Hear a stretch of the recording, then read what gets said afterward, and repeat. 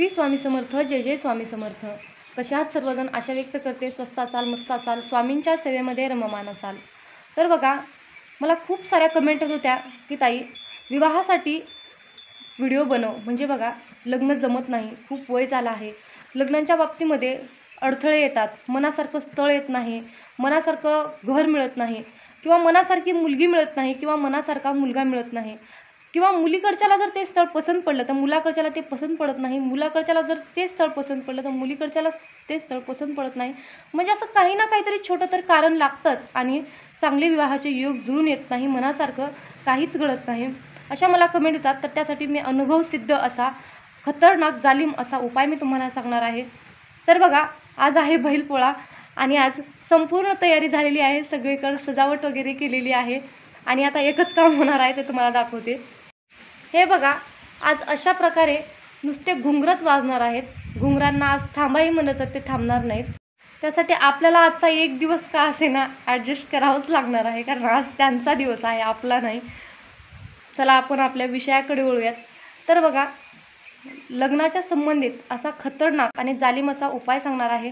आजचा उपाय हा मुलींच्या लग्नासाठी, ज्या मुलीचं लग्न जमत नाही, तिच्या लग्नामध्ये अडथळे येतात, काही ना काहीतरी विघ्न येतं, मनासारखा मुलगा मिळत नाही, मनासारखं काहीच घडत नाही, अशा मुलीच्या विवाहाचा योग चांगला जुळून येण्यासाठी मी मुलींसाठी उपाय सांगणार आहे। नेक्स्ट व्हिडिओमध्ये मी मुलांसाठी उपाय सांगणारच आहे। तर बघा, ज्या मुलीचं लग्न जमत नाही त्या मुलीनेच हा उपाय करायचा आहे, तिच्या आईने, वडिलाने, बहिणीने, भावाने किंवा मैत्रिणीने। असा कुणीही कुणालाही हा उपाय करायला जमणार नाही, कारण तिच्या लग्नासाठी तिला स्वतःलाच हा उपाय करावा लागणार आहे। हा प्रश्न मी सगळ्यात क्लिअर करते, नंतर आणखीन कमेंट येत राहतात यावर। तर त्या मुलीने काय करायचं आहे, तिला 11 गुरुवाराचं व्रत करायचं आहे। ते मी सांगते कसं करायचं, काय करायचं। तर बघा, गुरुवारी सकाळी लवकर उठायचं, कुठला का गुरुवार असे ना, गुरुवारी सकाळी लवकर उठायचं आहे, लवकर उठून अंघोळ करायची आहे। अंघोळ वगैरे झाल्यानंतर सरळ अगोदर काय करायचं, दुकानाला जायचं, तिने स्वतः दुकानात जायचं, दुकानात जाऊन तिने नारळ घेऊन यायचं। ते नारळ सोललेलं नसावं, म्हणजे त्यावरचे केस काढलेले नसावेत, असा नारळ घेऊन यायचा। त्यानंतर तिला काय करायचं आहे, बसायला आसन घेऊन देवपूजा करायची आहे। देवघरासमोर बसायला आसन, डोक्यावर ओढणी घ्यायची आहे आणि देवपूजा करायची आहे, बरोबर। देवपूजा झाल्यानंतर तिला काय करायचं आहे बघा, देवपूजा झाल्यानंतर जे नारळ आहे ते नारळ आपल्या श्री स्वामी समर्थ महाराजांसमोर ठेवायचं आहे। जर तुमच्या घरामध्ये श्री स्वामी समर्थ महाराजांचा फोटो नसेल तर तुम्हाला अवश्य तो फोटो घ्यावाच लागणार आहे, कारण हे जे विवाहाचे योग जुळून आणणार आहेत ते फक्त दत्त महाराज आणि श्री स्वामी समर्थ महाराज आणणार आहेत, म्हणून तुम्हाला श्री स्वामी समर्थ महाराजांचा फोटो तुमच्या घरामध्ये असायलाच हवा। त्यानंतर तुम्हाला काय करायचं आहे, देवपूजा झाल्यानंतर ते नारळ आपल्याला श्री स्वामी समर्थ महाराजांसमोर ठेवायचं आहे आणि तुम्हाला काय करायचं आहे, एक लाल रंगाचा कपडा घ्यायचा आहे, नवीन कपडा असावा, लाल रंगाचा असावा, नवीन ब्लाऊज पीस घेतला तरीही चांगलंच आहे, उत्तम आहे। त्यानंतर तुम्हाला काय करायचं आहे, जे नारळ आहे ते नारळ तुम्हाला त्या लाल रंगाच्या ब्लाऊज पीसमध्ये बांधायचं आहे। बांधल्यानंतर त्यानंतर तुम्हाला आपला रीलचा पांढरा दोरा असतो तो दोरा घ्यायचा आहे। तो दोरा आपल्याला काय करायचा आहे, त्या लाल रंगामध्ये बांधलेल्या नारळाला त्या लाल रंगाच्या कपड्यावरून, त्या पीसवरून 3 वेळेस गोल गुंडाळायचा आहे, बरोबर। आता 3 वेळेस गोल गुंडाळायचा आहे, त्यासाठी आपण किती दोरा लागेल याचा अंदाज घ्या आणि अशा प्रकारचा अंदाज घेऊन तुम्हाला तो दोरा रीलमधून तोडून बाजूला घ्यायचा आहे अंदाजानुसार। 3 त्याचे गोल राऊंड होतील अशा प्रकारे अंदाजानुसार घ्या।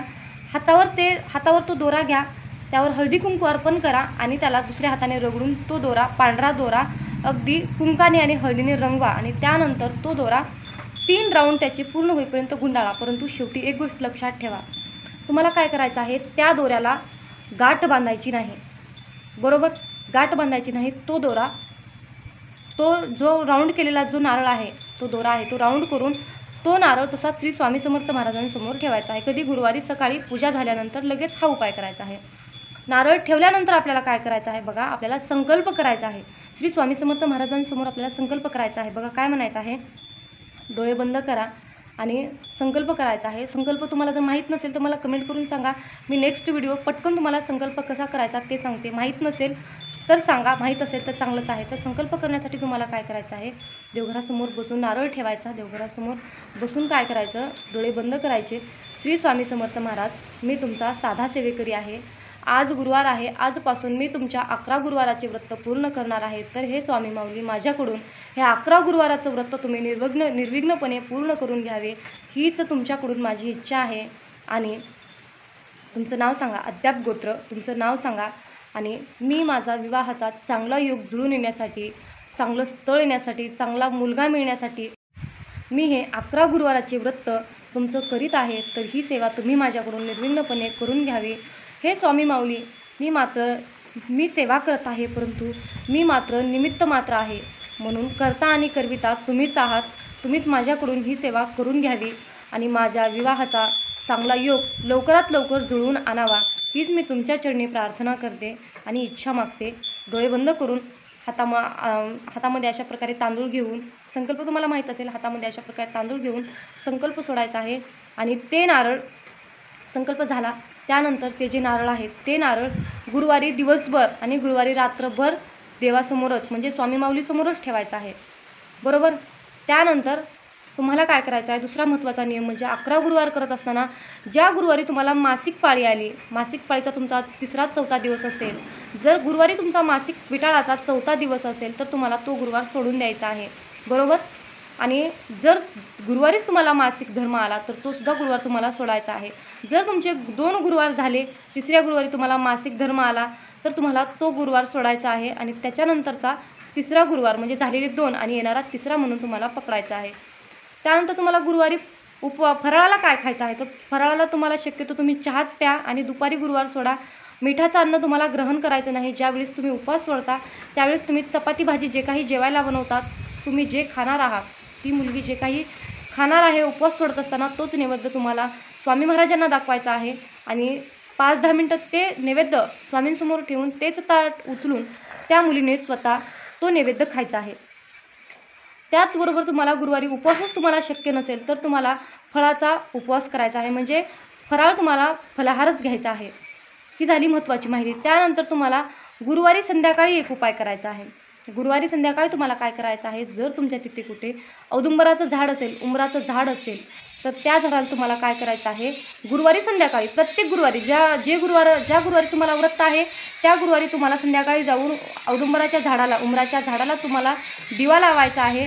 दिवा लावून त्या झाडाला 11 प्रदक्षिणा मारायच्या आहेत. हा उपाय तुम्हाला करायचा आहे प्रत्येक गुरुवारी. त्यानंतर आता शुक्रवारचा दिवस, शुक्रवारीच्या ठेवलेल्या नारळाचं काय करायचं, बरोबर.